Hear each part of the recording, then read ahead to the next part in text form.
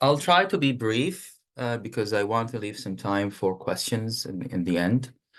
But I think it's important to talk a little bit about my experiences because those experiences will form the basis for the discussion later, I believe. So basically, I come from Sudan, as the introduction actually told about me. And it's the country that has been in the news for some time now for the wrong reasons. And it's like really sad to say this out in the public.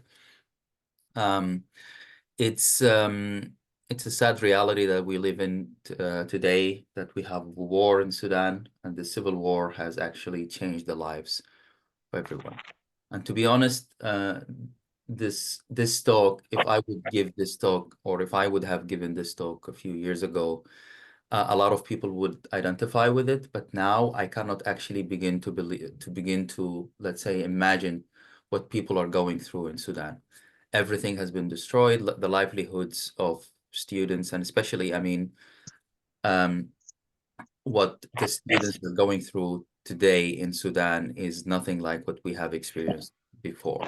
So, of course, there have been difficulties along the way for me as someone who's coming from Sudan.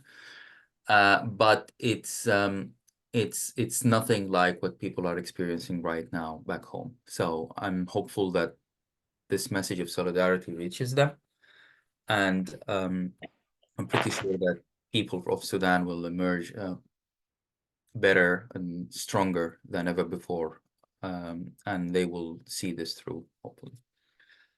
So basically, although I wasn't born in Sudan, but because my nationality is Sudanese, I came back to Sudan in 2005 and started my bachelor in medical laboratory science. And although that wasn't my first choice, however, I was drawn to academic science from the very beginning. So this is why it didn't really matter what kind of. So for instance, if I wanted to do biology, anything within that field, whether it's medicine or something else, it wouldn't really matter because eventually I wanted to become an academic. And just a little bit about Sudan and Khartoum. So a lot of people don't realize that actually we have pyramids in Sudan, and we have a lot of nice sceneries and nice landmarks there. Although tourism is not an industry that has been promoted in Sudan for some time. The city where the university is located, Khartoum, is situated on the convergence of the two Niles, the Blue Nile and the Black Nile, and the Blue Nile and the White Nile, and they converge in Khartoum, and then they form the Big Nile that eventually goes up to the Mediterranean. So it is a beautiful city, and the university where I studied, Sudan University of Science and Technology, is one of the leading universities in Sudan. So it's been really great, an honor actually to study at that university Huh? and the College of Medical Laboratory Science. Um, um, the atmosphere there, which was the most important thing, was really familiar and collegial. So everyone is springing to help everyone else. Professors they're really, really close to the students, and you feel like you are in a family from the very beginning. And so my academic infancy, if you like, started there in the College of Medical Laboratory Science in Sudan. And so I did my bachelor's there, and I majored in microbiology, medical microbiology. And um, so the intention in the beginning for me, of course, to work in a hospital, because you end up as a biomedical science, as what they call them here in the UK, or medical laboratory technologist, uh, as who would they call them elsewhere. But eventually, I mean, before finishing college, I decided that, okay, I don't want to work in the field, and I don't want to work in hospitals. I want to be an academic, and I want to continue to push the boundaries of science. So this decision, I think, eventually shaped my whole career eventually. Importantly, and that's the thing that I wanted to talk about today, and people who know me, they know that I'm passionate about this topic, which is mentorship. So along the way, during my studies, during my bachelor, during my master's, I was really fortunate to be taught by uh, brilliant professors. And the important thing is that they were really caring about us. So they cared about us, they cared about our professional development and academic development. I'm going to mention some names here just because they were really pivotal in my career, but that's by no means an exhaustive list of people who have actually made the mark on my career during those early days in the College of Medical Laboratory Science. So Dr. Naji was actually one of my first and most important mentors. It goes without saying that he was the person who actually made the most significant mark on my career. So he sadly passed away in 2017. He was educated in Canada and in the US and basically returned to Sudan in 1989. And his intention was actually to help and to help the students and actually to inspire the next generation of students. He was a virologist and an immunologist by training. So it would be obvious now why I've chosen those fields. So eventually I majored in microbiology, but my thesis was in virology. And then so my first thesis was in bacteriology, but then I eventually ventured into virology. And finally I became an immunologist. So uh, I was trying, let's say, to walk in his shoes, but I think these were really big shoes to fill. And one thing, I think two things I need to point out here. The first thing is that he came back to Sudan, and this is something that people now are talking about brain drain, and this is something that is happening not only in Sudan, but of course across Africa or across sub-Saharan Africa in general, that people leave and go, and of course I'm included in this. And it's a sad reality, but this is not something that you can easily make, a decision that is not easily made, especially if you have family and you need to look after them. And this is why I think what he did was really brave at the time. So he came back to Sudan and he supported us and he inspired us, as I said. The second and most important thing is that also, although he was a role model to me at the time, his experiences were really different. So he studied in the 80s, in the 70s and the 80s. In the 70s and 80s, Sudan had a really good relationship with the West, and especially the US. It was easy for anyone who was affiliated with any educational institute, especially university or research institute, actually, for that matter, to get a scholarship to go and study abroad. It was a no-brainer that actually, if you are a faculty member, you can actually get a scholarship and go anywhere you want, especially UK. So British Council was actually offering scholarships all the time at all levels, and it was the same if you wanted to go to the US or Canada or anywhere else for that matter. Realities, of course, changed afterwards because basically Sudan was then sanctioned. I'm not going to here go into the details, the political details of what of that, but Sudan was sanctioned for years, for more than 20 years before I left the country, since 1997. What that effectively meant was that the country was basically isolated. And the country wasn't only financially or like politically isolated, but the thing is also scientifically and academically isolated. And that actually, I think, made the most significant mark and had the most significant effect on our careers from that time. And so basically, what I wanted to say here is that realities usually change. And that means when you have a mentor and you look up to them, you should try to draw general lessons, but the specifics of how they studied or where they went will be different because your situation will be different. And this is why try not to compare yourself to others, especially if they have different, as I said, realities or situations afterwards. I have also to mention other people. So, for instance, Professor Mujahid Muhammad Al-Hassan, he actually also was one of the people who actually believed in me and thought that um, I was good enough, let's say, to be a faculty member at the university. So this is why he actually lobbied and then made it easy for me eventually to become a teaching assistant at the university. And this paved the way for me to continue with my higher education and to continue to be on my path to become an academic. So, and he also supervised, of course, my bachelor thesis. So, but at the same time, and this is, I think, the important part is that I needed also so I had mentors from all over, let's say, the academic field, if you like. So people who studied in Sudan, people who studied abroad. And I think this is an important lesson that we need to learn is that you try to expand your network in a way that will benefit you. And the more people you know, the different perspectives you will have.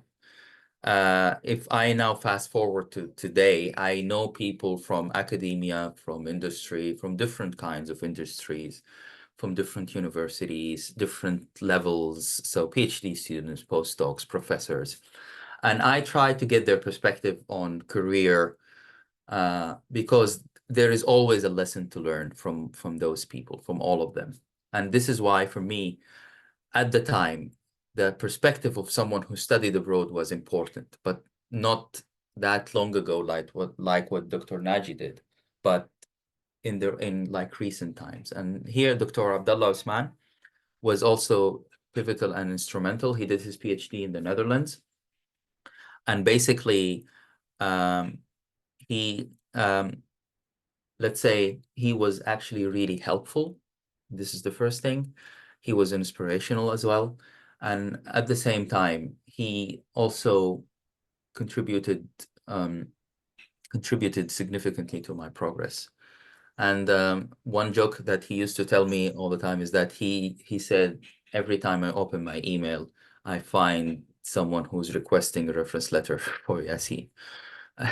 That used to happen all the time, because this is also and he was like really helpful in that regard. That means because he knew me well, he could always give an honest feedback on my performance, on my abilities, and this is also one part of mentorship, that you need to cultivate mentors who can actually also help you in that regard. So people you've worked with, professors who taught you, professors who helped you or supervise your thesis along the way.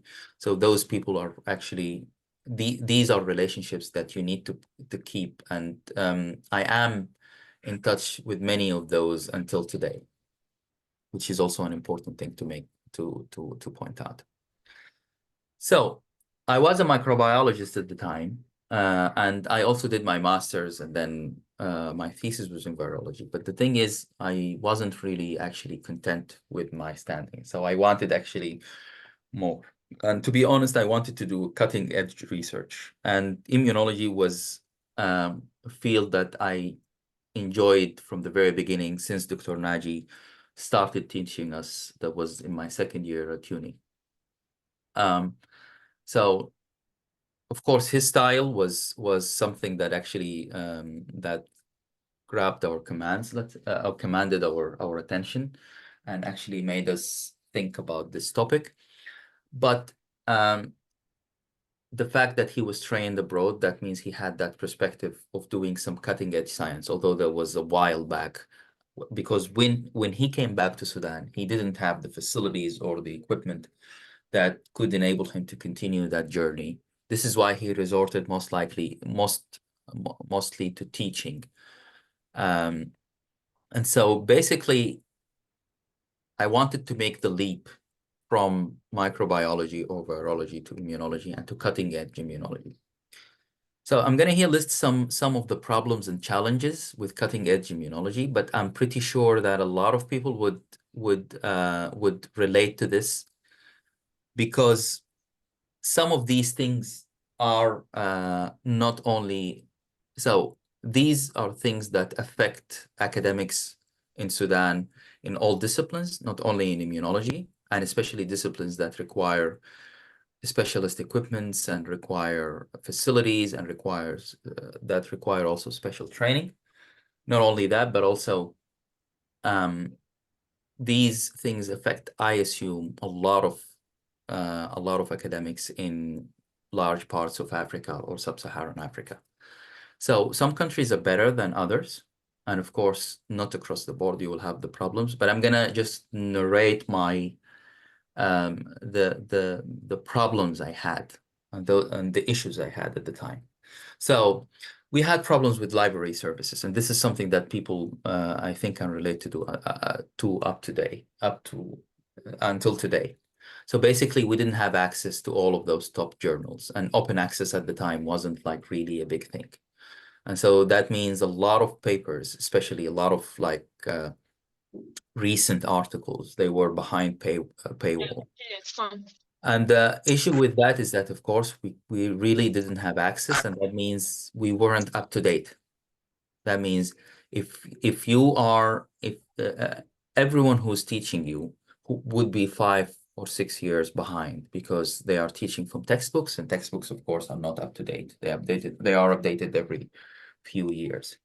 And so that was a problem because basically, if I want to make the leap from that field to immunology and cutting edge immunology, I needed to be up to date and I needed to know the literature, especially the current literature. So that was a huge issue at the time.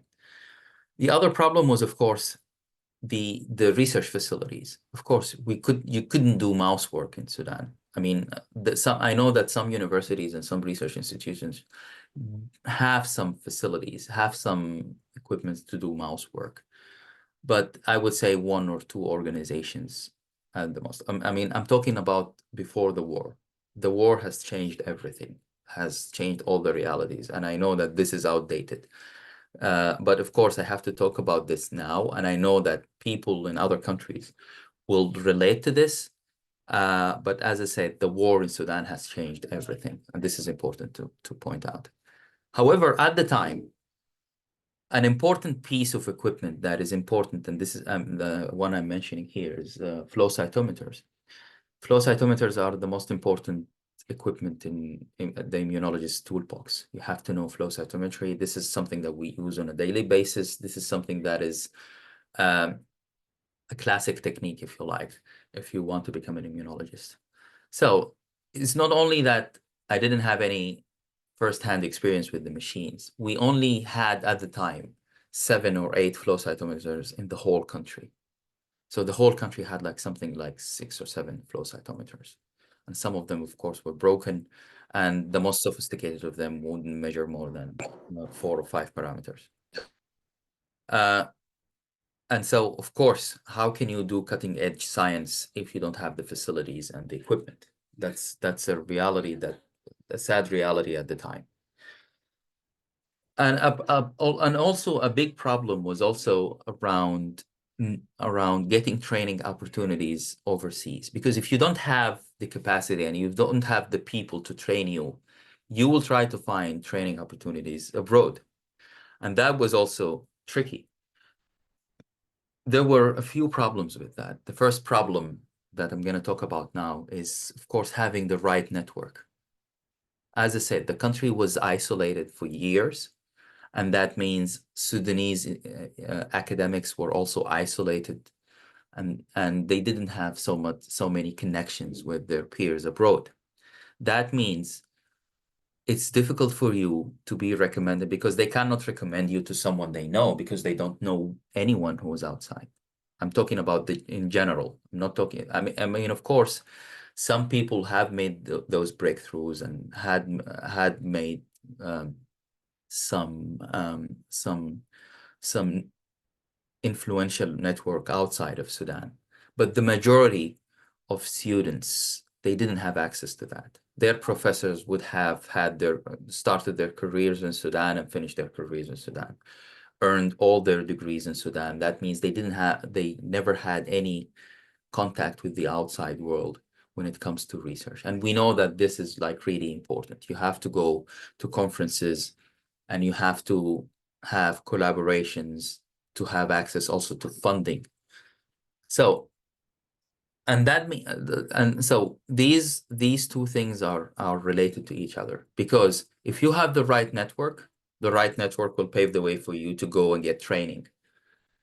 At the same time, if you don't have the network, that would be difficult. But if you have the network and then you go abroad, then you will also extend that network and make it easier for students who come after you to benefit from that. And just to illustrate how difficult that was,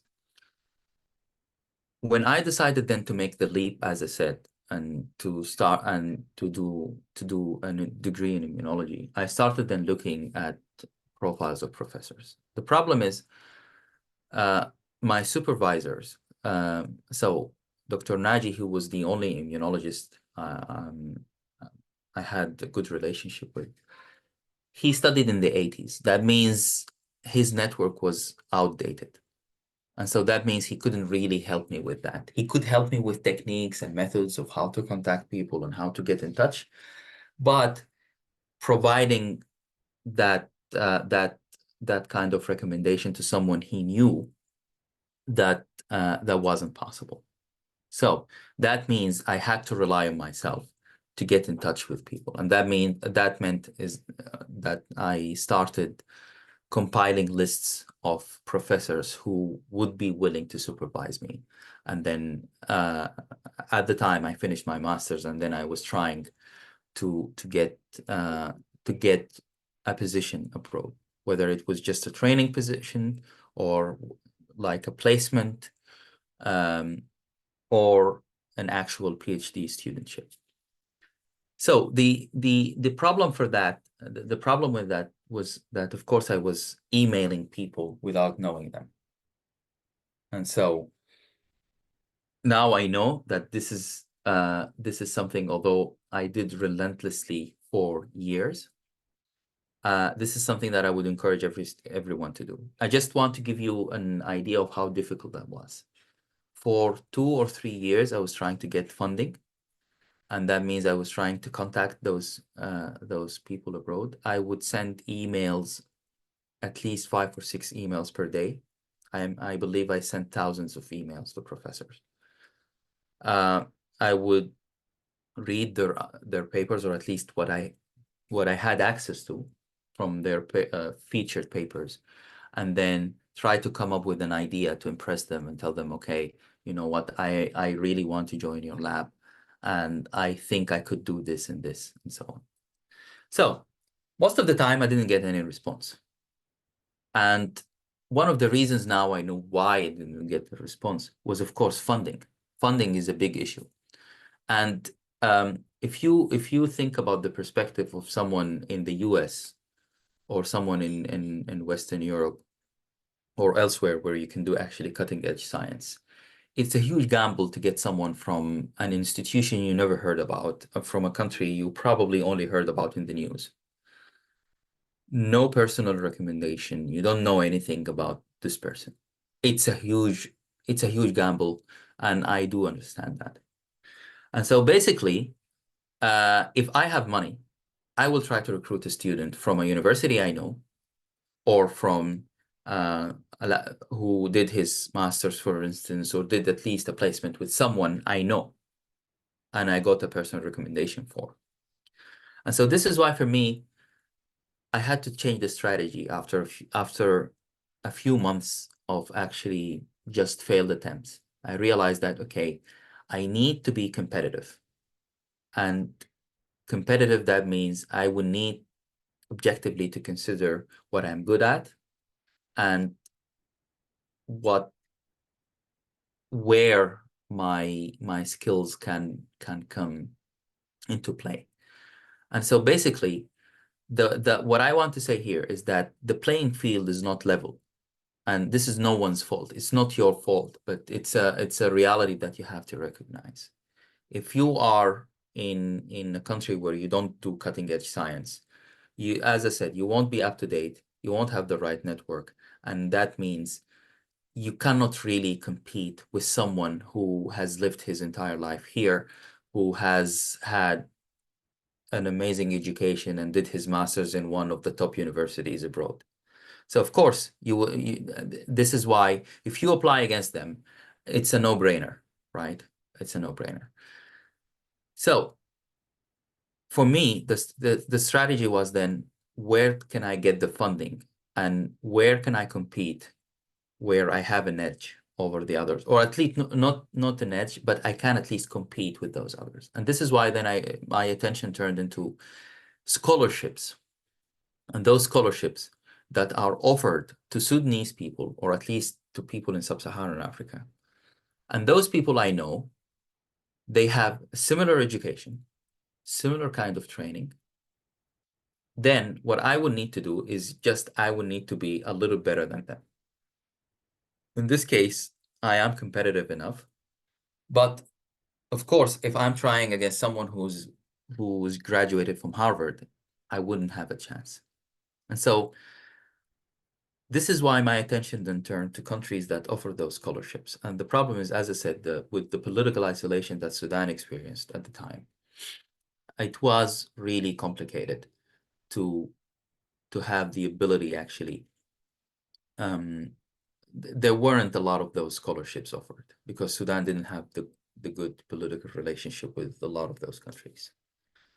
Some countries had those. They would offer 2 or 3 positions per year. You will have to compete with a lot of people who apply, and that means you will have to be really competitive, and you will have to show that you are different than the others. So, but the first step, of course, is getting that position within a host institute. So that means I need someone, so a professor who tells me, okay, if you get your own money, I can actually give you a place here and you can work here. So with that in mind, I started then also again contacting people. And here along the way, as I said, also people helped me because basically I would write a motivation letter. It would be like War and Peace. It would be like 2 or 3 pages long. And I got advice from people telling me, oh, so former professors and former colleagues would tell me, oh, this is really too long. People will not read that. 1 page is fine. And you will have just to cut to the chase. You will need to tell them in that motivation letter who you are. Why are you the good person for a position in their lab? What made you interested in their lab? And then essentially you just wrap that up. So you just 4 or 5 paragraphs in total that would cut it. And so basically started doing that. And with that, even with that, I didn't really get a lot of responses. Only 1 person responded. And I'm going to talk about this person in just a second.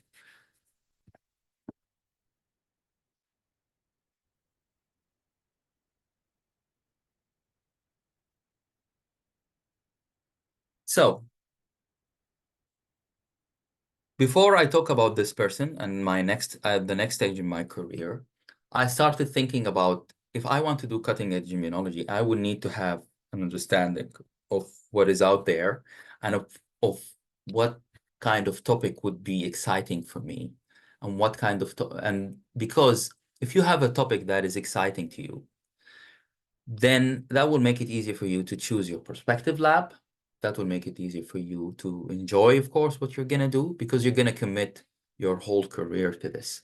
That doesn't mean that you cannot change. You will be able to change. But if you are really invested in that kind of topic, that means that will make it easier for you along the way.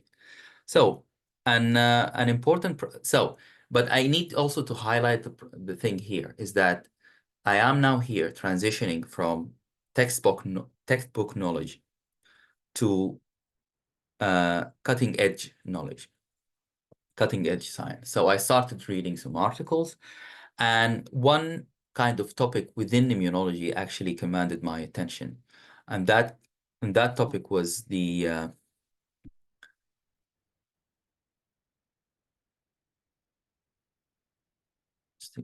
Just a second, because it seems like...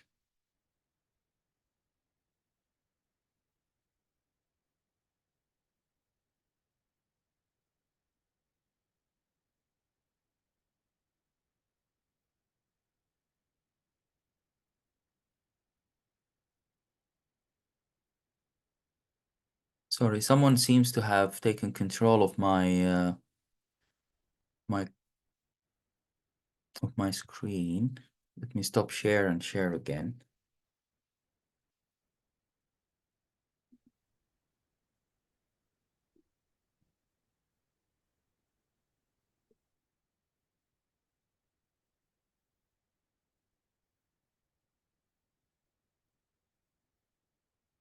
Okay. Yeah.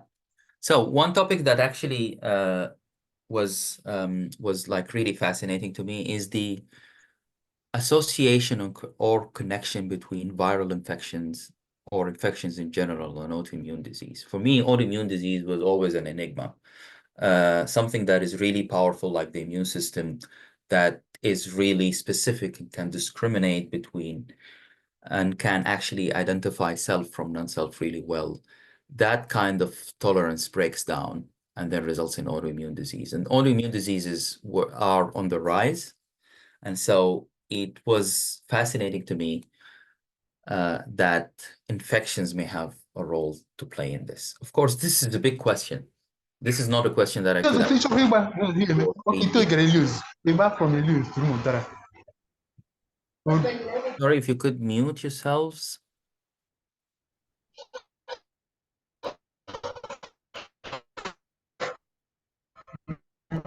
And so essentially, this sorry, if you could mute yourself if you're not talking.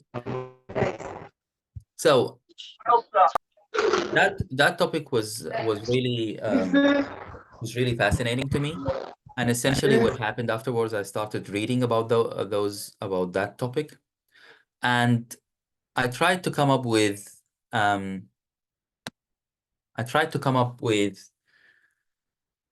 a hypothesis, something that I could actually, when I write my motivation letter, could spark the interest in this kind of topic. And it will make, let's say, my prospective supervisor realize that I can think as a scientist. And so, and of course, a little bit before that, regulatory T cells were discovered in this landmark paper. And so for me, the hypothesis at the time was, can viral infections cause problems with the development of those cells in the thymus? And this eventually results in autoimmunity. Of course, it's a big question. It's a question that you can establish your whole lab around. And it's a question that you can dedicate your entire research career to try to answer. But for me, it was an exciting question. I started reading and reading and reading. And this is why eventually it made me realize where are the labs that do this kind of work. And if I apply and ask them specifically about this, they would give me advice whether this is doable, this is not doable, and that means I could probably join their lab and do something similar along those lines. But then of course, as I said, the point of funding, it's even if you think that this lab in that particular country might be suitable, the problem is, will you get a scholarship to go to that country? And so essentially what happened for me is that I started narrowing down the list of countries where I could go, where there is a scholarship offered inside Sudan. And Germany was one of those countries. So to be honest, at the time, I was just learning German just for the sake of the language. And in the Goethe Institute, I realized that actually there is a scholarship, a PhD scholarship offered to Sudanese people. Every year they offer 3 or 4 positions. And this scholarship offered by the German Academic Exchange Service. So by the German government, technically speaking. So, and that means, with that in mind, so that means I have now a topic that I'm interested in, and I probably have the means because I will then apply for that scholarship. And if I get that scholarship together with this topic, then I can start my PhD. So with that in mind, I started, as I said, emailing people, having my motivation letter written and optimized, and then trying to get to go to labs or trying to send emails to labs. And those emails, of course, would be tailored to the labs where I want to go. And of course, I was interested in labs that do autoimmunity, and especially labs that are specialized in regulatory T cells. And as I said, to cut a long story short, this story of years of no response at all, one person responded, and that was Professor Jochen Huehn. He responded, he said, well, I thank you very much for your interest in our lab, and I would be interested in talking to you. And it's essentially what happened afterwards is that he was convinced that I could bring something to the table. And essentially, together, we co-wrote the grant proposal for my project, and then essentially applied for the DAAD and got the scholarship eventually. And eventually, I went to Germany, to the city of Braunschweig. So it's a beautiful city in the middle of Germany. And of course, it was one of the best times of my life, of course. But I need to highlight something, and that is also really important. So the transition wasn't really smooth. And the reason for that is, of course, as I said, the disconnect between what you do in terms of science in Sudan or sub-Saharan Africa, for that matter, and what people do in Western countries, so cutting edge science. As I said, I've never at the time had never laid my hand on a flow cytometer. I didn't even know how it worked. Mouse work was something new to me. Everything was really was new to me. Okay, so it was a transition. It wasn't easy, to be honest, but the supervision of Jochen, and also the lab itself, so the environment that we had, the collegial and the familial environment in the lab, made it easier for me to adapt and to transition. So people were really helpful. I learned a lot from a lot of people. So Stefan Fluss and all of the others in the lab, they were phenomenal and helpful. So I learned a lot of techniques during my time there. And of course, as I said, it was a big question whether viral infection can actually affect regulatory T cells in the development in the thymus. So we worked in that as well as other things, and we have published on that. But it is still for me an important and nice topic. So my time was coming to an end in Germany, and I thought like, okay, now what is next? So what is next for me was, of course, I wanted to continue to be a scientist, and I wanted to continue in academic science. And for me, it was easier to decide eventually to go to do a postdoctoral training.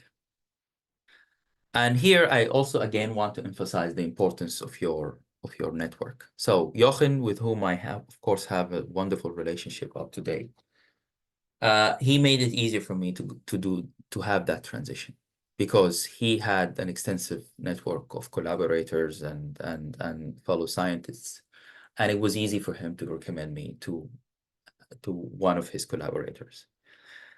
An important part of that is also he worked in a field that I really enjoyed and I wanted to continue working in. And so it was easy then for me to find my next lab. So my next lab wasn't in Germany, it was actually in the UK. So then I joined Professor Walker's lab at UCL, so University College London in London, in the UK. So of course, one of the transitions was doing the transition from a city of 250,000 people to a city of 8 million people, so to London. So London is great, but it's a big city, just to say that. And again, as I said, the atmosphere was amazing in London at the University College London. So, and basically I started working then on another cell type, which is called innate lymphoid cell.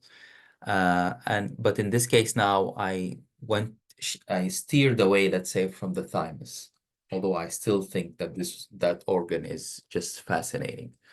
So I steered away from the thymus, and now I started working uh, in the pancreas, where autoimmunity in case of type 1 diabetes happens. And so it was an amazing project. I learned a lot during those 3 years. But then I started, of course, questioning whether I should continue in academic science or whether I should actually still continue doing science, but somewhere else. And I don't have to explain the realities of academic science, the fact that usually you never get permanent positions. Job security is a huge issue for scientists. And basically you arrive at the point where you hit the glass ceiling. Of course, you can always learn. Uh, that's the amazing thing about this job, being a scientist. You will learn something new every day. You will never be bored. Okay. And your skills, you can actually develop skills, and those skills will help you all the way everywhere in whatever career you choose afterwards. The problem is, if you are passionate about science and you want to continue science, it's not easy, especially with someone, as I said, with our background, then to make the breakthrough and then to become independent and to open his own lab. For me, that was a reality, and I knew that this is something that I had to contend with at some point. But I knew that I wanted to continue to do science, and I wanted also to explore something new. It was still immunology, so I wasn't going to leave immunology, but I thought, okay, I'm going to do immunology somewhere else. So these are just pictures of the Walker Lab, so amazing people, and they were really helpful, and I still have good relationship with all of those wonderful colleagues and friends. So I thought, okay, immune system is involved in our lives, is involved in the defense against infections, is also involved in transplantation rejection, is also involved. Of course, you can study the disorders of the immune system itself, like autoimmune diseases, but a big part of the immune system is also fighting cancer. And for me, that was the next leap. Before that, I want to highlight the importance of also, as I said, expanding your network. So the British Society for Immunology, for instance, something that um, you can actually apply and become a member for, or register as a member of the British Society for Immunology. And they have this wonderful scheme called the mentoring scheme. And the BSI mentoring scheme pairs you with a scientist, usually a senior scientist in your field, and from their membership. And you can choose if you want someone from industry or someone from academia. Some people have actually even both of those of experiences, and those people can give you advice. And I was fortunate enough to be matched with Professor Gary Intrican of the Roslin Institute in Edinburgh. And Professor Intrican also gave me his insights were really like helpful for me at the time, because I was at the turning point of my career. I needed to decide whether I wanted to stay in academia or wanted to change. And if I wanted to stay in academia, do I have what it takes to stay in academia? And if I want to change from academia, what is out there? And he was really, really, really helpful. So for people who are interested, I also wrote about this. I was invited by Professor Adrian Liston, who is also one of my mentors and someone who I really look up to. He is actually the editor-in-chief for Immunology and Cell Biology Journal. He invited me to write this, which actually summarizes what I just told you more or less.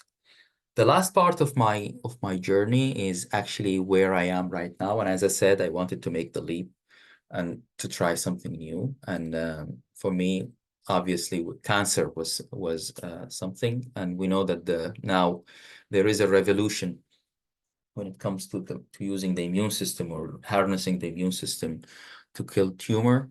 So I don't have to tell this audience the Nobel Prize in Physiology or Medicine in 2018 was actually awarded to those brilliant scientists who discovered the immune checkpoint blockade.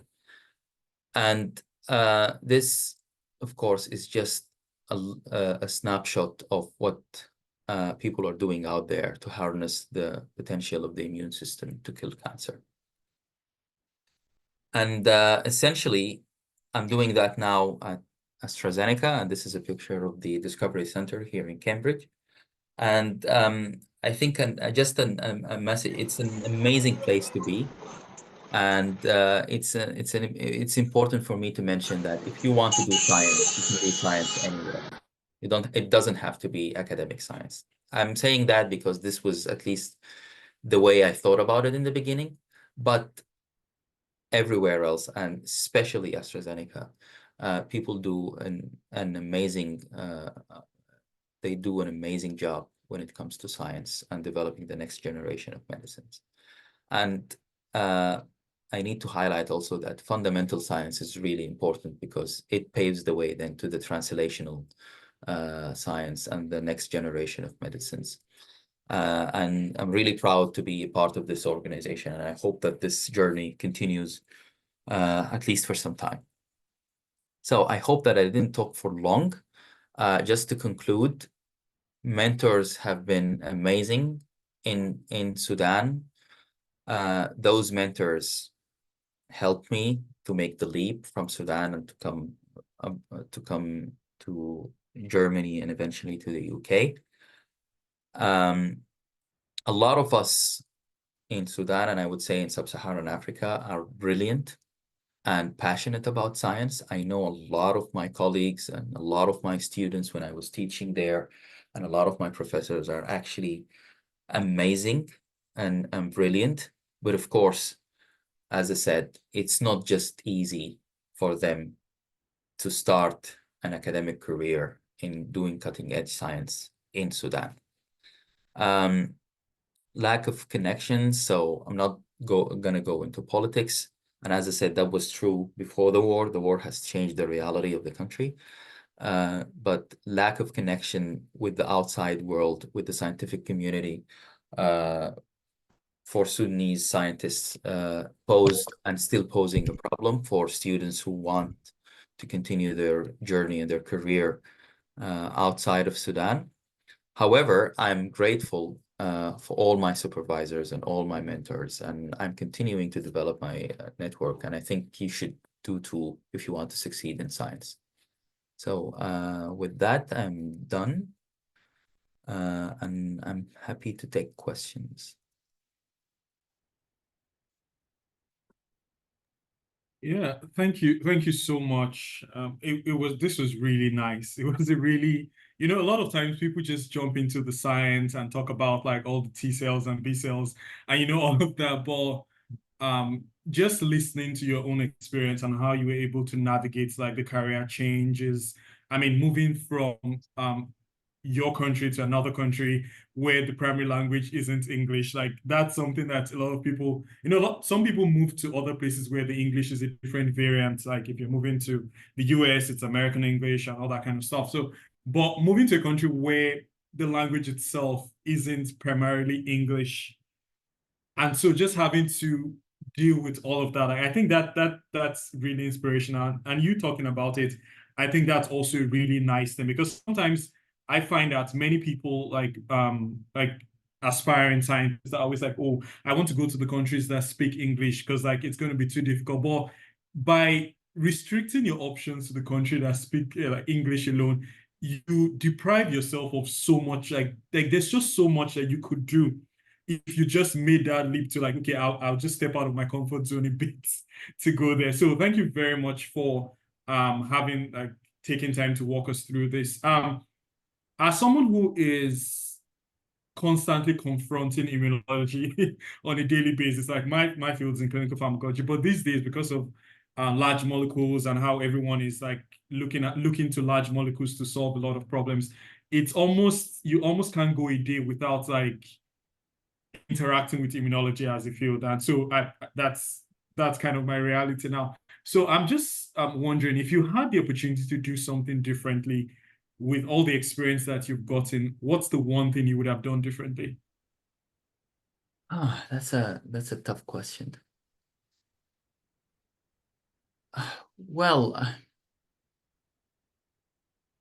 I think what I would say is before I started my PhD, I would try to invest a little bit more time in learning more about the techniques rather than the biology, let's say. I think people who know me throughout my career, they would say, "Oh, you're really good with the biology."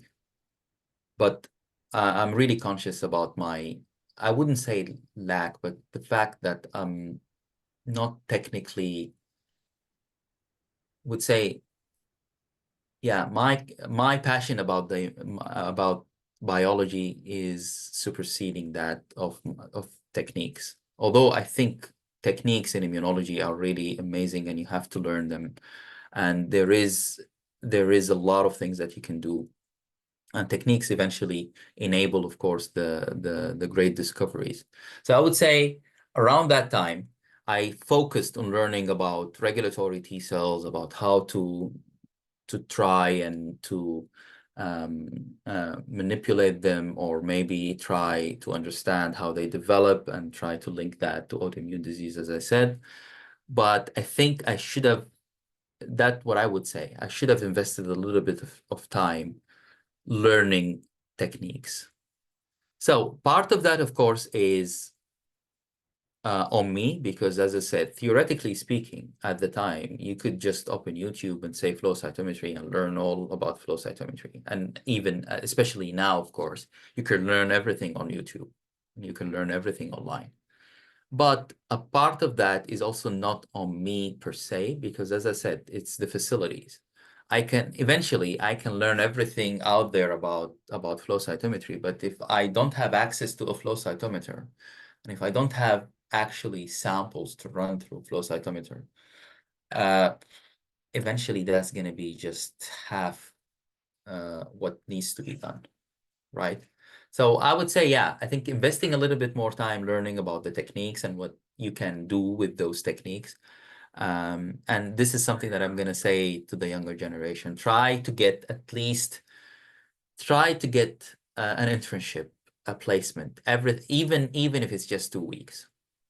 A little bit of exposure won't harm. Actually, would be really, really beneficial for you. For me, as I said, it was a huge shock for me when I came to Germany and I started working with the machine that measures 20 colors. Before that, as I said, the whole country in Sudan had only 6 or 7 flow cytometers. So it's something that I think would be beneficial if you can get that exposure early on. Yeah, thank you so much. Many of the things like you've just said are things that I'm also understanding from my experience pursuing a PhD here. I feel like many of us that come from countries in Africa, a lot of times it's not like you don't have the intellectual capacity to do it, but the thing is, you are not starting on the same. And that's what I tell a lot of people, that's like, oh, what do you think is, when people ask me what my advice is for helping them prepare like the application, and it's, the truth is, you have to understand the reality that you are not starting from the same place as a lot of people. So a good example would be, think of someone who had their first degree in, like, I don't know, Cambridge or UCL or something. And then when you go there, you're working with professors that are working like at the forefront of a lot of like research that's going on. And many times those people know other people in the field. So think of, if you had your first degree, like your bachelor's or something from Cambridge, and you wanted to pursue a master's degree somewhere else, just because of the people you work with, you have a wider group of people that you can potentially speak to be your mentor, because they know who your advisor is. So in many ways, like, I think that issue of who you know always comes to play. And I think it's a huge stumbling block for a lot of people that are coming from many African countries. And a lot of times there's just not much you can do about that. It's either you know the person or you don't.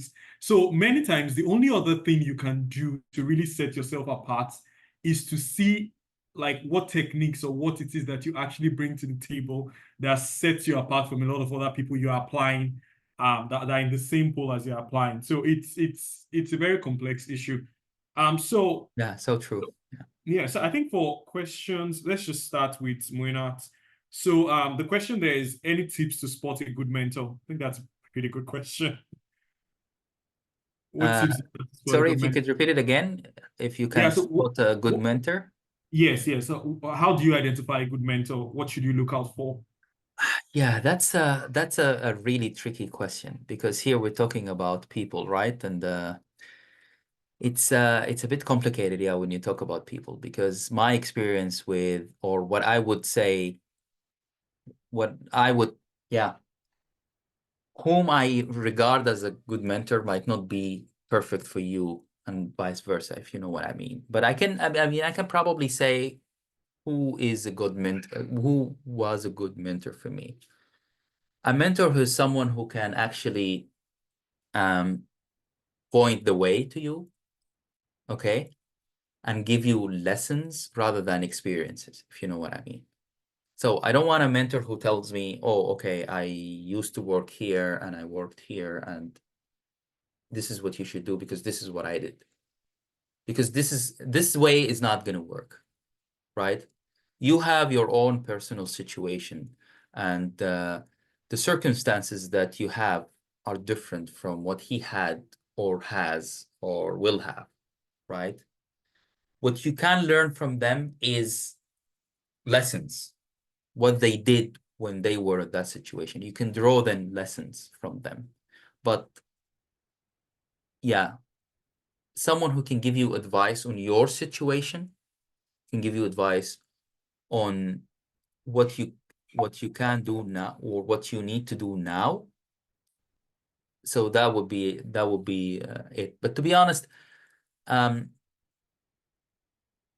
people who are willing to listen, this is something I think that is really important, because an important part of mentorship is listening.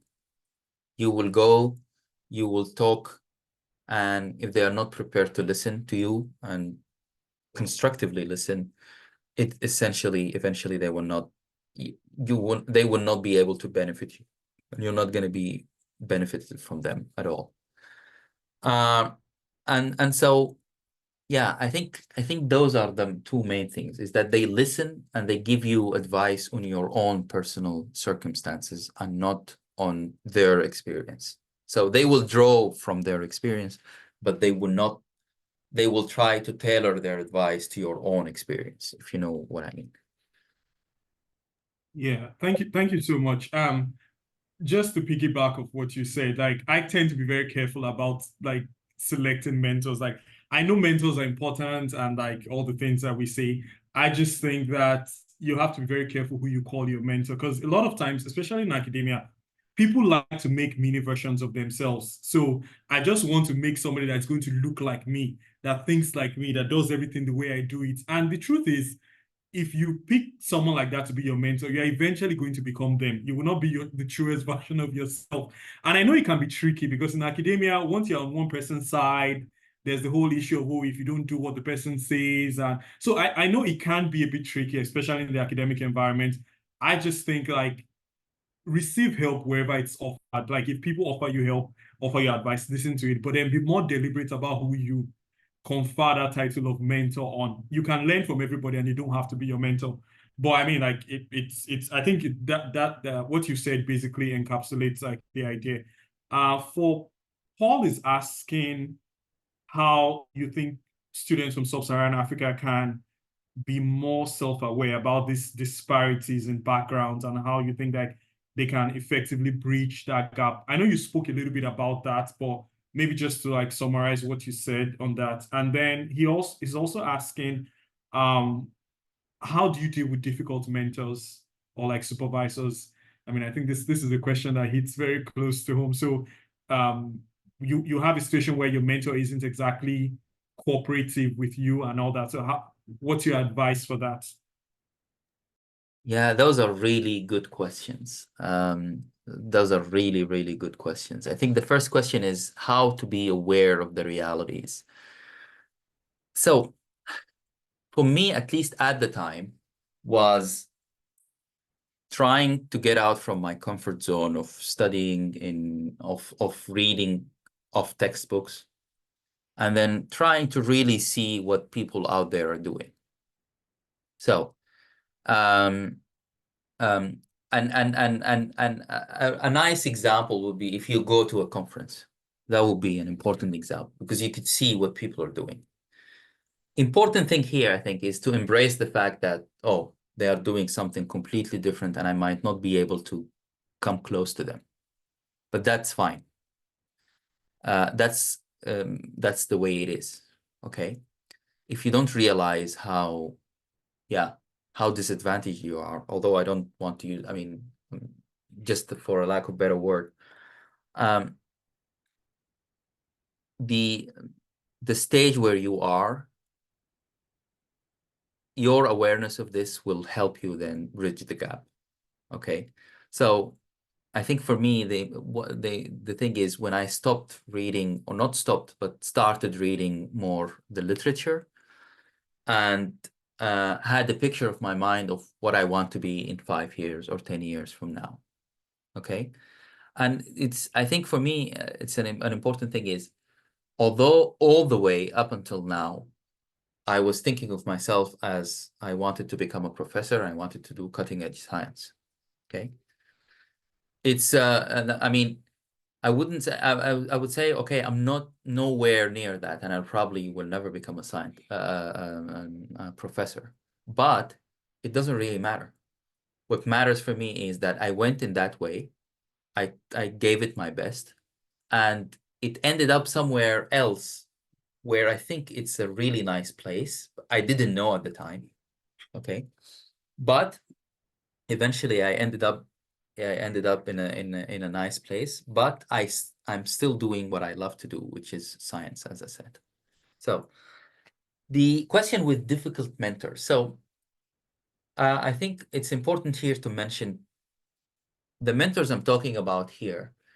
Those are the professors in your life who probably don't have so much influence on your journey. So for instance, the mentoring scheme I talked about, if you are paired with someone with whom you don't have anything in common, or they are not really interested, or for whatever reason you're not compatible with each other, you can change. But of course, at the same time, you have mentors who actually have an influence on your career, especially your advisors, your thesis advisor, your PhD supervisor, your master's advisor. And to be honest, I have been really lucky. This is something I should say from the outset. All of my supervisors were amazing people. Uh, they weren't difficult people. They were decent human beings. I think that's important. This is what it boils down to, I think, is that you choose someone who is a decent human being. I know that people talk about if you want to choose a mentor, you have to go to talk to the lab and see what happens and how they handle things and if he makes them work for long hours and so on. I think just interacting with them and realizing that they are eventually just human beings, decent human beings, I think this is the most important thing. If you can see eye to eye and you see that they are just good human beings, I think that's the important thing. If they are difficult, but you are there in a relationship with them, I think just change. I know that's not easy to do, especially for someone like us coming from sub-Saharan Africa. So for instance, had Jochen been really tough on me, it would have probably been a little bit difficult for me to change, but eventually I would have needed to do that because eventually this is your career you're talking about, right? So I think, as I said, the important thing is it if this mentor is someone who has influence on your scientific career, then you have to consider your scientific career first. And importantly, if they are decent human beings, nothing else will be problematic. That's at least the way I view it. Okay, thank you so much. We do have like a set of questions here, so let's just run through them like as fast as we can. There's the question from Mohammed, and is asking the most important tips to get a full scholarship in Europe. I mean, I think I understand that question very well. Yeah. Yeah. So those people that have applied for like graduate programs in the UK understand that that's an important thing. So what are the most important tips to get a full scholarship in Europe? Yeah, that's a good question. So actually, Mohammed was one of my former students, actually, and we played football a lot. So I think that's an important but difficult question. If you ask me,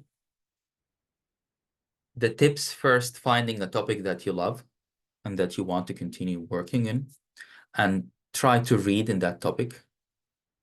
I think that's the first thing. The second thing would be then deciding which country you want to go to. And the decision would be based on what kinds of scholarships do they offer, and especially if they offer a scholarship to your region. This is the thing I think it's important to note and realize, because as I said, if you have a degree from Oxford, then you can compete anywhere, right? So you don't have to consider that. If you want to go to Germany, you can go to Germany. If you want to go to the US, you can go to the US. And then essentially you will be starting from the same line, let's say, right? You will be in a race, but you will start from the same line as anyone else. And that means then it will be a little bit of effort on your side to distinguish yourself from the others and then to land that kind of job or that kind of scholarship. However, if you are like me, who was educated in Sudan and probably in a university that, as I said, I'm pretty sure that neither Jochen nor Lucy had ever heard about the Sudan University of Science and Technology before in their lives, before I came, and they probably don't remember it now. If they have money on their own, and then I tried to apply for a PhD scholarship in their lab, regardless of whether this is because the systems are different in different countries. So I know in North America, for instance, in the US, they have graduate programs that are structured, and they have a centralized acceptance or admission where you apply and then you compete with other people and then you get admitted and so on. In Germany, the system is a little bit different. There are some structured PhD studentships or like programs, but there is also a pathway where you can just apply to your professor right away and they can just hire you as a PhD student. So, and in both cases, we're talking about money that this supervisor has or that grad school has. This grad school will be forced to make a selection between you, who, as I said, educated somewhere else, and someone who's probably educated in the US or Canada or elsewhere. So you're not starting here from the same line. They are starting from the start line. You're starting from 10 meters or like, I don't know, 100 meters behind the start line. And so you're probably never gonna catch up unless you are exceptional. But again, we're talking here about science, and science is it's not like you are a genius and that's it. There is a lot of groundwork you need to do in order to become successful in science. It's not only your intellect. And so, and that means here, for me, the solution, and I think this is what I would say, is that think about scholarships that are offered specifically to your country or your region. Because here you're going to compete with people who have been educated in the same under the same circumstances, probably the same universities, the same systems, or the same or similar levels, let's say. And this is why here you can compete and then you can make it, right? Important thing, this is something that you need to make sure is also you need to consider, then after you've considered that, then you need to consider, or you need to try and be persuasive in your communication, right? If you have a connection that can actually eventually give you the possibility to go abroad, that means they can recommend you, then this is the place to go, right? Let's say I only know one or two professors who have been educated in Germany, but I want to go to the US, right? Of course, you can try to apply to the US, but if it doesn't work there, don't shut down the other option of going to Germany, because these people can help you go to Germany, if you know what I mean. And so here you have to maintain an open mind, and try to see if you have connections or if you have the network. And if you don't have the network, then you will have to be persuasive on your own, and you have to be relentless. I think this is the story of science. I think Adiboy here can relate to that. Is that science is about, it's not about being creative. I mean, of course, creativity in science is important, but it's about being relentless. It's about willing to go anywhere, willing to sacrifice everything. Of course, that sometimes is at the expense of your mental health, which is not nice. But as I said, science is about being relentless. I think that's, for me, the most important lesson I learned. Yeah, thank you so much, Dr. Elfaki. So, just to add to what you said, I think another thing is some people get too attached to a particular place. Like, some people are like, oh, they want to get their masters in the UK and it has to be the UK. And you find out that you're not getting the opportunities you want. There's no funding and all that. Like, maybe it's a good idea to try another strategy. Maybe try somewhere else. Like, you can always still get back to the UK to do your PhD, but you won't spend so long waiting for the like opportunity in the UK to appear. You know, sometimes like I think we as humans generally think that we have this linear path to where we want to get to, and so that's the way it has to go. And sometimes, like many times, that's not it. It's like you might think that, oh, you're just going to go to the UK, get a master's, get a PhD in the UK, sometimes that's just not how it works. Like it's your own path. Maybe that you might have to go somewhere else, like Australia or the US or somewhere, and then eventually do your PhD in the UK. Or you may not even do your PhD in the UK and you end up with a postdoc in the UK, or you end up with a job in the UK. So I think a lot of times like people get very attached like to certain places, and it's like, oh, if I don't go to this place, then I'm not going to go anywhere else. And you find out a lot of times like time is going like like opportunities are passing you by because you refuse to be adaptable. And just like you said, it's an experience that I confront on a daily basis, that I have my mindset that this is what I want to do, but there's like in the face of evidence that okay, no, this maybe this isn't what it should be. You should have that pliable mind and feel like, okay, no, like if this isn't working for me, maybe I should try a different strategy. But I think part of it is also rooted in societal culture where it feels like, oh, if you give up on your dreams. But the thing is, there are many ways to achieve the dreams that you want to achieve. So, but just because you have one version in your head that this is how it should be, doesn't mean that that's the only way to do it. But I mean, I guess, yeah. Abdulafiz is asking how you handle the language barrier. Yeah, I think I'm curious about that too. When you moved to Germany, I Yeah, know you that's talked about the fact that you started learning German just before you went, but I mean, I guess it's a whole different experience. So tell us a bit about how you navigated that. yeah, that's actually a nice question. So essentially, I started. It's a funny thing because basically, I've always I've always been interested in languages, and so a friend of mine suggested that we go and start learning German. And at the time, I was like, why do we want to learn German? And there was an opportunity at the university. They had a new department opening, and that department didn't have students at the time, but they were running courses. And he was telling me, oh, it's here, so we can just go. And essentially, I felt like, okay, this is a language that I could continue learning because it's just a nice and fascinating language. I know that a lot of people will not really will not really resonate with that, but it is a nice language. It's a bit difficult, but it's a nice language. Interestingly, during the process of learning the language, then I came to know that, okay, Germany offers scholarships and actually I could go to Germany.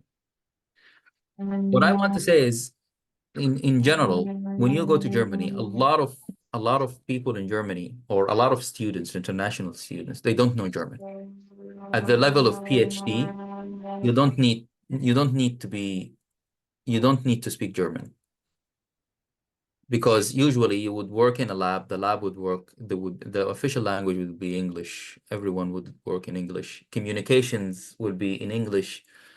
Emails would be sent in English, but then there will be German translation. And so most of the staff will be English, will be speaking in English, I mean. And so it wouldn't be a problem for you to be there. But to be honest, knowing German, because afterwards, after I learned for a year or something in Sudan, after I got the scholarship, we had to go for an intensive course for 4 months in Germany, and that actually further expanded my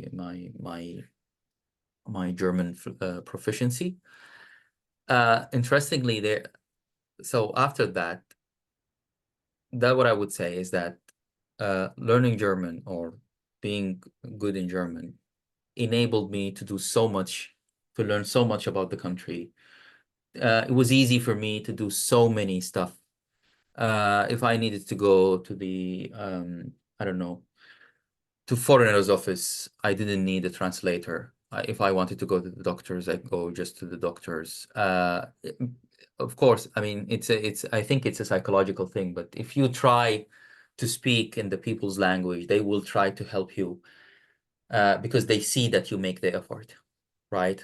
So for me, it was like an enriching experience. And as I said, if you want to go to Germany, you can go to Germany. You can, without learning German, do your studies there. It's an amazing place. But if you learn the language and go there, it's first, you will know another language. It will change the way you think. So, and I wouldn't say you'll become Germanized and you will think like them, but they have nuances and things that you wouldn't understand if they just would speak to you in English. And as I said, it will facilitate everything else in life. And as I said, it will make the experience more enriched because you talk to people, you go to places. Some places you will go, no one will speak English, and that means you will not do anything other than you outside of your bubble, your science bubble, if you like. But if you know the language, that will make it, yeah, that will make your experience more rich. Yeah, thank you so much. I mean, I feel it still boils down to this question of leaving your comfort zone. I mean, it's like even here in the US, like obviously the American English is not the Nigerian English that I'm used to. So a lot of times, like you find that for you to engage in conversations, you need to take some time to understand the language in the context of how it's being said.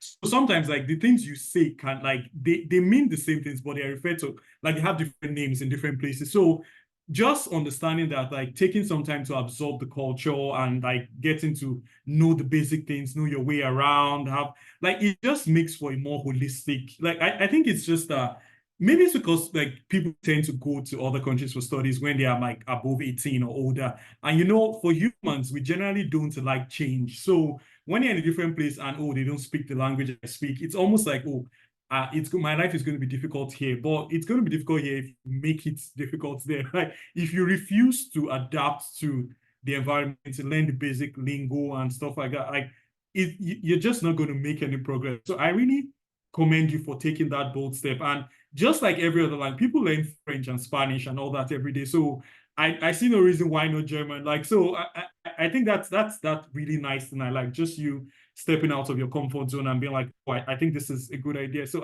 look how it turned out for you. So thank you for telling us about that. Yeah. Thank Cedric you. has 3 questions, but I don't think we have time for 3 questions. So I'm just going to pick 2. I'm sorry, Cedric, you're Yeah. going to have to send that personality to him afterwards. So the first question is about mentors again. So what happens if your mentors have like like the advice that you get from both of them are in conflict? Like how do you manage that? One person tells you to do A and the other person says you should do B.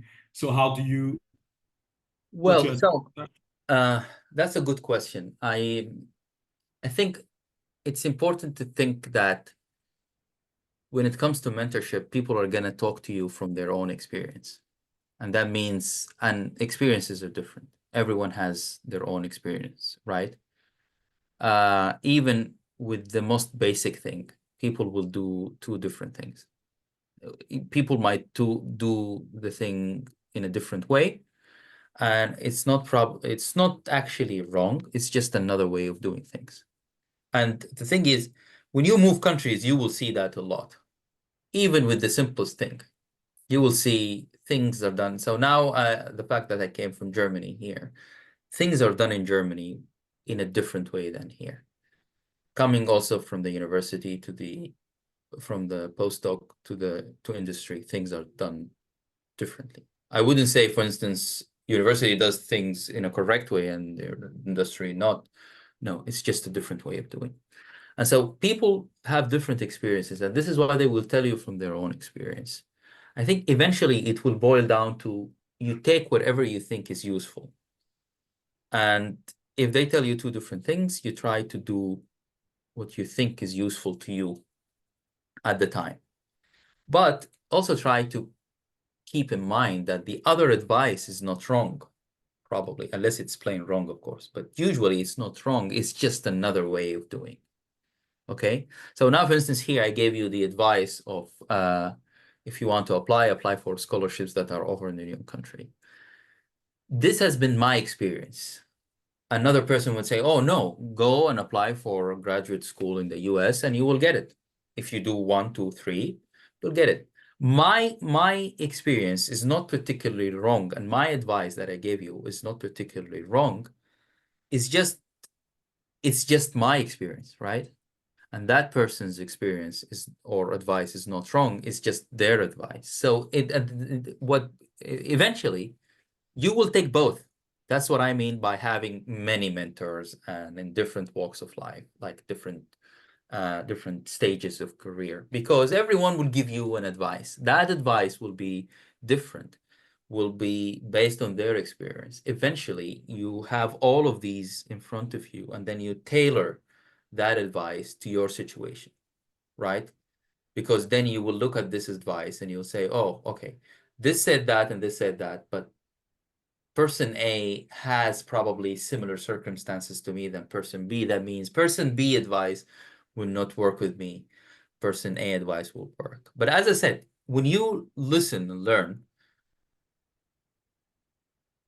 those advice, even if, for instance, an advice is not good now, it might be good in future. Who knows, right? Might be good in future. So I started, for instance, when I started learning about industry, I learned about different like different possibilities within this. And something I learned about, which is something called CRO, which is contract research organizations. And so I'm now working in R&D, but if, for instance, if you have something that you want to do, you sometimes outsource it to CRO, right? So CRO, these companies, they will do something for you, and they usually do it for a lot of clients, but they don't have a personal interest in what you want them to do, right? So I realized at the time when so I talked to someone from a CRO and then talked to someone from R&D in a big pharma company, and I realized, okay, well, they gave me an advice, and here they gave me an advice, but I thought like the advice from the CRO is not what I want now. That doesn't mean, okay, I'm just gonna, what they told me, I'm gonna just shut it down. No, probably in future, I might decide, oh, this is now the good thing for me. I learned this a few years ago, and I might want to reconnect with that person. But as I said, you take everything in, and then you tailor everything to your um, ideas, to your situation. An important thing is, if your mentor is your thesis advisor, then you will probably should follow their advice. But I wouldn't say this is just a blanket statement. You just follow their advice, because you have to be convinced by what they tell you. So usually they're more experienced than you and they know, right? But you would be the student who knows inside out, everything inside out about this topic. And that means uh, you need to be convinced by what they tell you. Okay. But yeah, This will depend, of course, on your advisor. Some advisors will accept what their students will say. Some advisors will say, no, you'll just need to do whatever I want to do. Depends, of course, on the culture. In Germany, for instance, people are usually, they follow what the boss says. Usually no one says no to the boss at all. This is the way the country works, and this is the way, I mean, of course, this is a cliche, but as far as what I saw, it is more or less correct in an instance, which is different from other countries where actually your supervisor might be amenable to you saying no and you coming up with your own ideas and coming up with, and some supervisors would even like it because that means you are invested and you think and you really you care about your project and your idea. Yeah, thank you so much. I mean, it's a very common thing, especially in cases where you have those supervisors or things like that. So that could make like things difficult. But I think a lot of times, just like you said, it's people are only going to tell you stuff based on their own experiences, based on things that have happened to them. So even here, like you see a lot of people in academia that are white and saying, oh, this is, don't just apply for it, just go ahead and apply for it. But then when you read the criteria for people that are applying, it's like, oh, if you don't have this particular status, you can't apply. And so a lot of people are like, I think the more you get to interact with people, the more you get to see that everyone has a blind spot.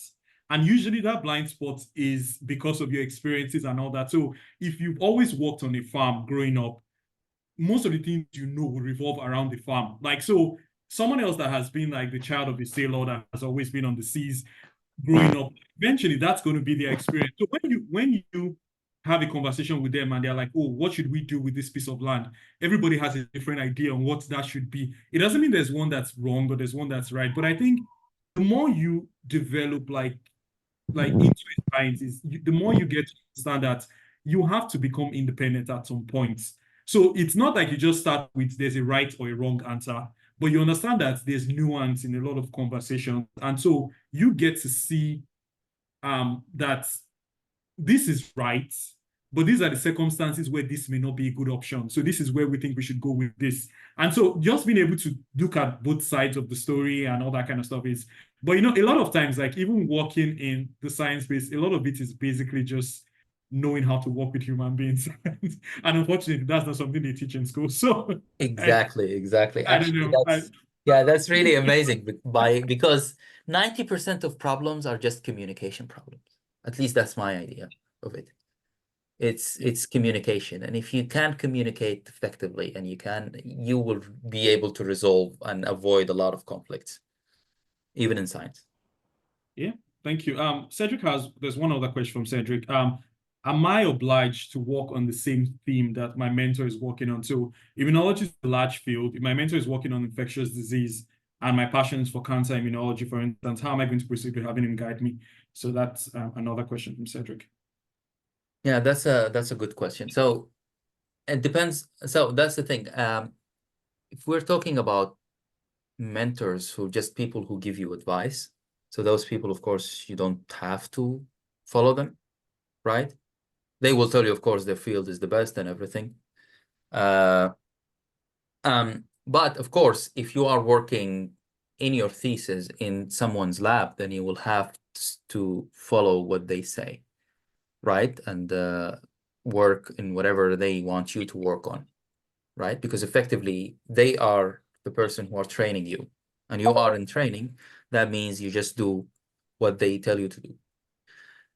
But the thing is, over the years, I realized, and this is, I think, an important part, I realized one or two things that are important here. First thing is, it is nice if you're able to work in something that you're passionate about, and even if it's not, if the boss, for instance, is not actually,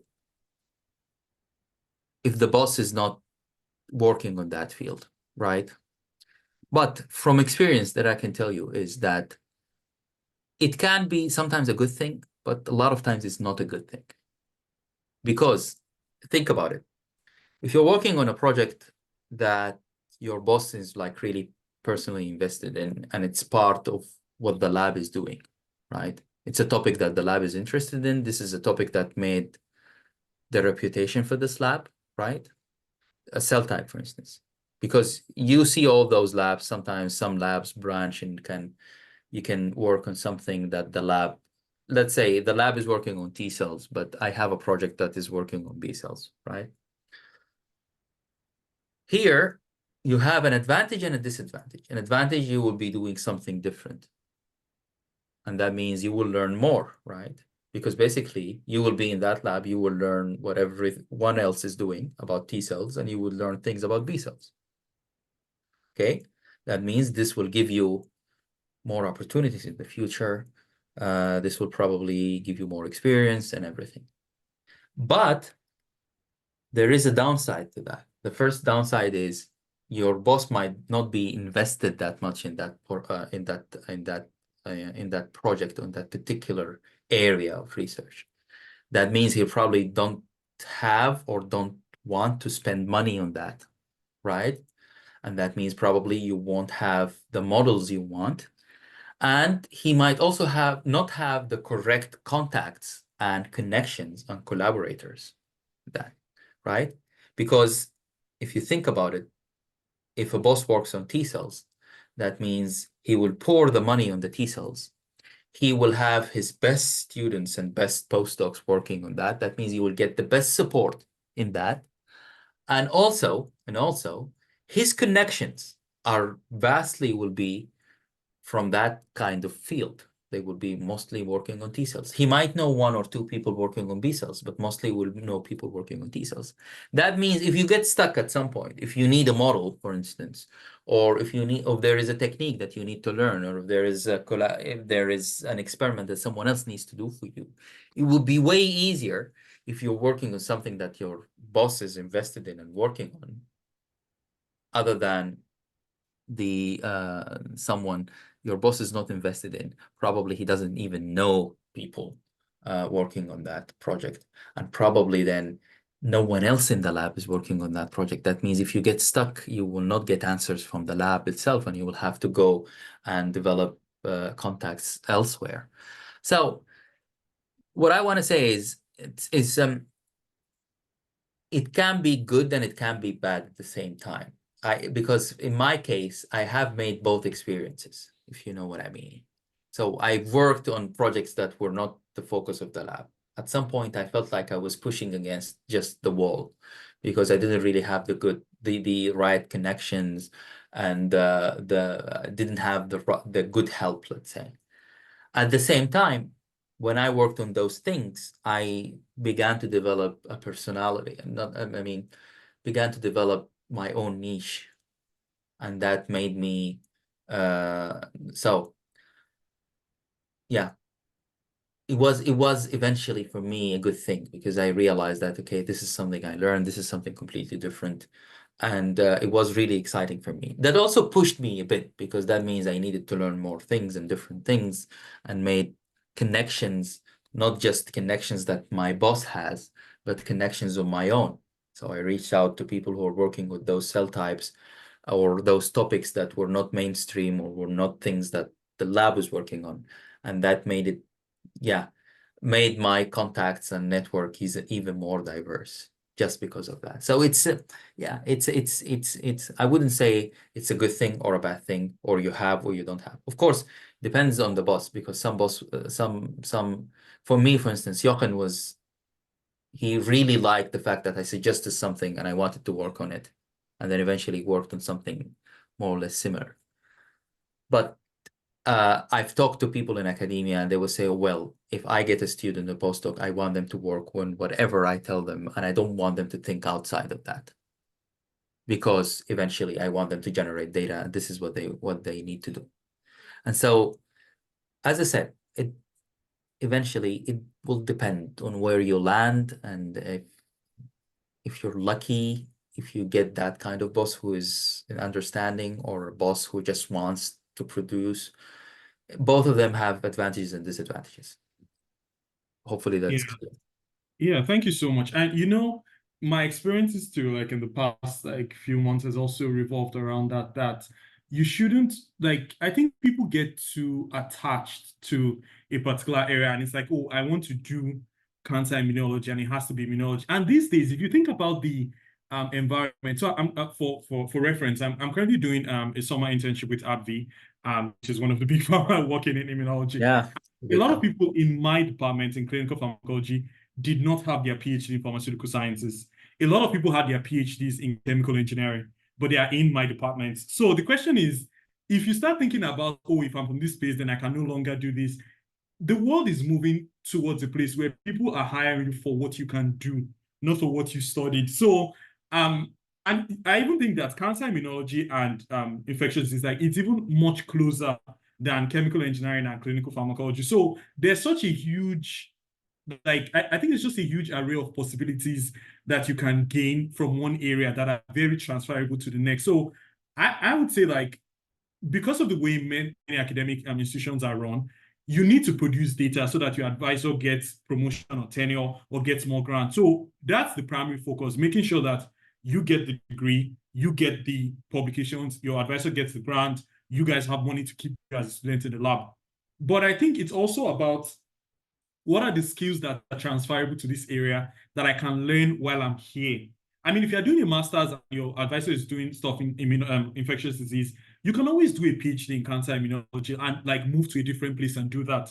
But the thing is, like, if you get hung up or caught up on the fact that, oh, if I don't do cancer immunology in my master's, I would never be able to do cancer immunology again, I think that may be a bit extreme. And the way the world is going, in fact, especially in places like the US, there are so many people in my department that do not have any pharmacy or any pharmaceutical science background. There are people from everywhere, from, like, chemical engineering, from mathematics, from physics, from all sorts of departments. And it's like, when you get in, the Nigerian in me is always like, wait, what are these people doing here? And I think a lot of times that's also patterned after the UK system, where people, they tend to look at your first degree and be like, oh no, if you don't have that training in that area, we don't want you here. But the world is much bigger than that. It's like, what can you do? I think these days, that's always the question I'm asking myself, that it's not about what you learned in school, what kind of grades are your whatever. It's like, if you are given, if you get an opportunity to come into cancer immunology now, if someone is willing to recruit you into their lab now that does cancer immunology, what can you do for them?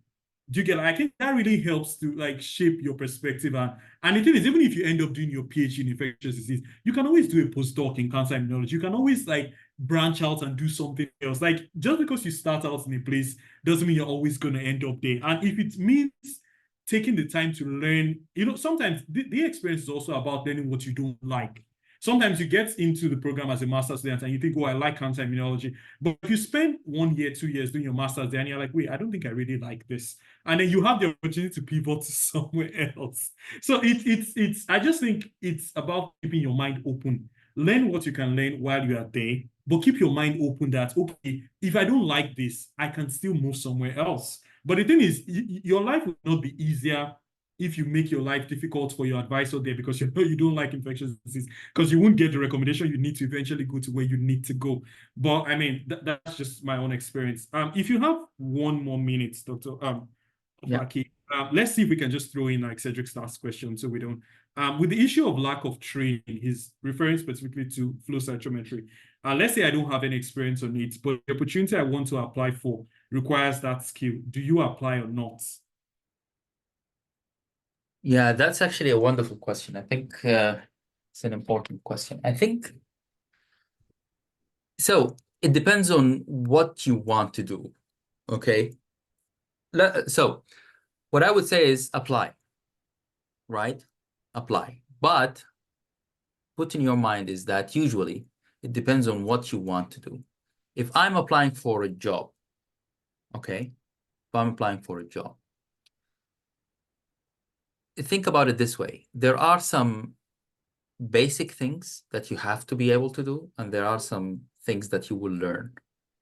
And in any job description, and certainly in PhDs and postdocs, they will tell you, oh, it's essentially that this person knows to do this and this and this and this.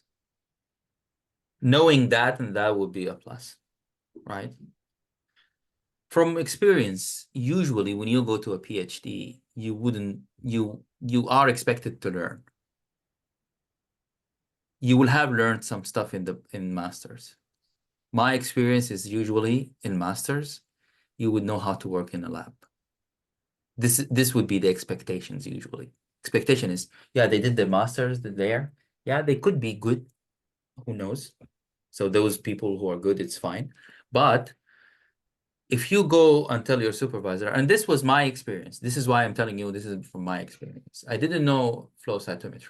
I still got the funding, right? Yeah. Still got the funding, but sorry for the background noise. I still got the funding, right? And I went to the lab. But the first thing I told my supervisor is, well, I don't know how to do flow cytometry. He said, well, you're here to learn. So that's the point. You're here to learn. I think the important thing is you need to demonstrate that you want to learn and you are aware of your problems. Your problems, I mean, the things that you don't know, right? You are aware of what you need to learn and you have the commitment to learn it. That's the important thing, right? However, if you're applying somewhere where they say, oh, you need to be able to code and you don't know how to do coding, but they say, oh, well, basic thing you need to know is that you need to be able to code, then yeah, here I would say, well, probably not apply. But in general, as I said, the thinking, I mean, Adiboy can probably here correct me, but that you're here to learn, even the postdoc, you're here to learn. There are some basic skills that you need to know, but the expectations from students is not that high usually. So even if you don't have the training, you are expected to be trained. So I don't know if that answered the question.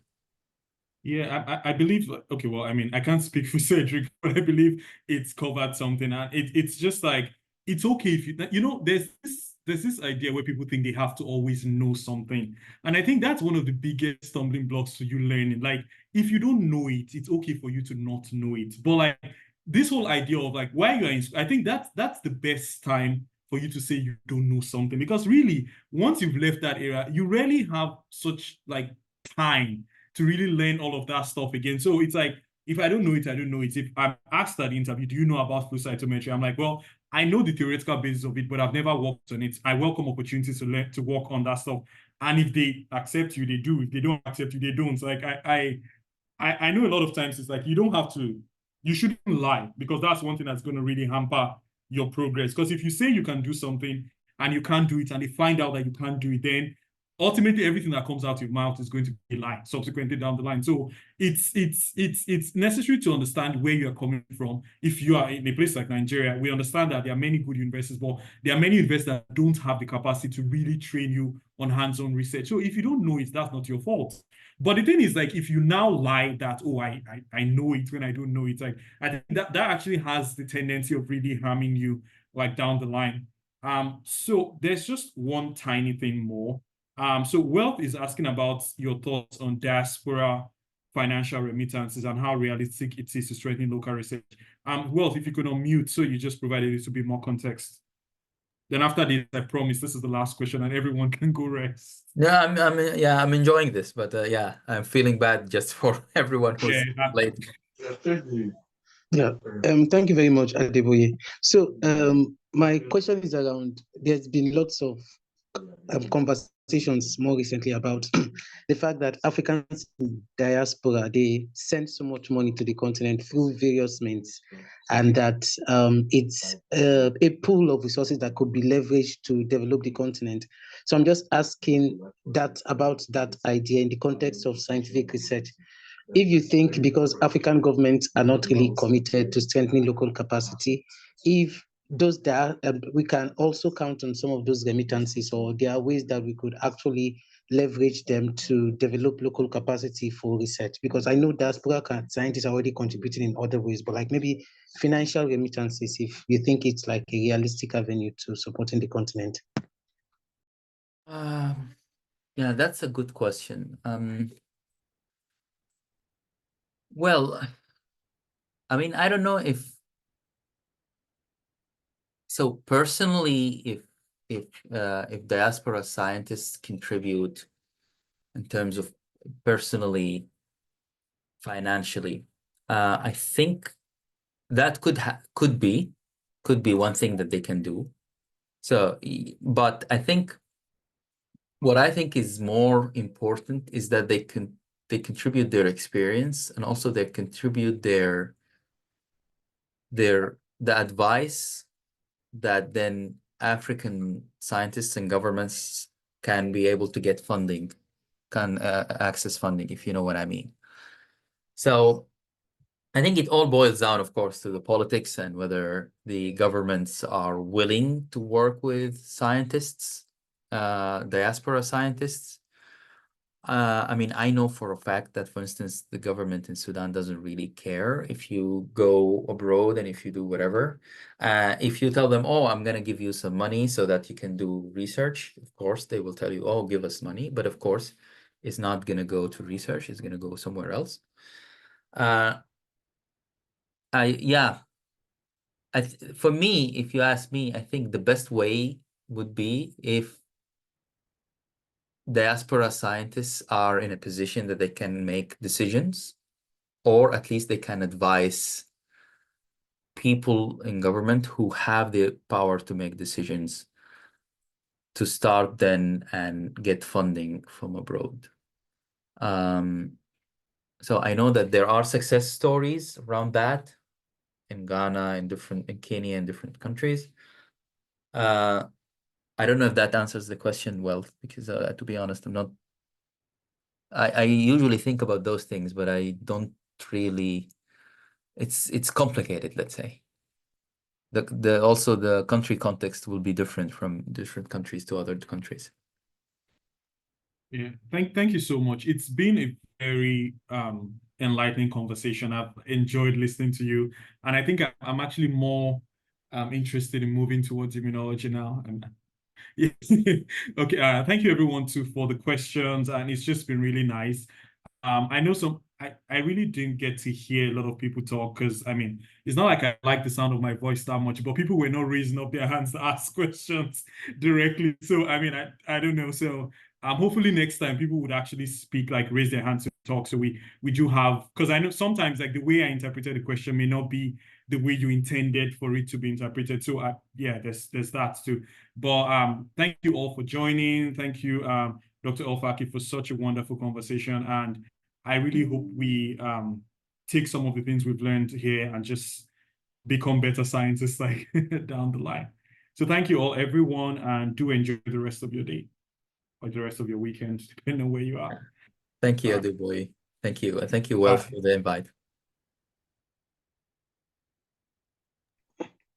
Yeah, thank you. Good night, everyone. Yeah, thank you, and have a good night, everyone. Yeah. Thank you.